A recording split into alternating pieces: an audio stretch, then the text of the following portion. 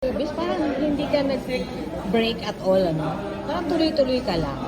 Tuloy-tuloy. Oo, no? Kasi, Hindi ka nawala. blessed. Kasi nga, Yung yaman-yaman na ni Dina. Dina. Joke lang. kaya siguro ang ako lang kasi minsan, pag walang movie na project, meron namang blessing ng teleserye. Kaya Kung wala nga eh. namang teleserye, nagpo-concert ako or gumagawa ng album. So, Tutor. oo. So, hindi nababakante and I'm thankful for that. It's maybe also yung pagmamahal din sa trabaho. Hindi ka na burnout? Hindi ako na-burned out. May pailaw.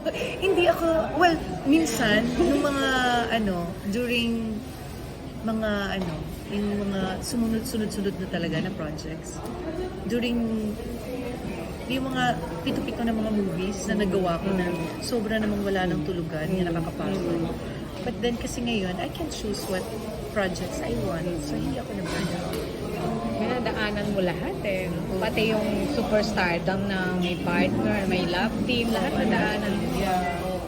Mga klase ka rin eh. Hindi mo ba nagpangalan sa'yo? Yes. Ito dito, tsaka si Mama Mina. Vina, Yeah, siyang anak urig na nila, urig. Vina Vanessa. Kaya naging Viva.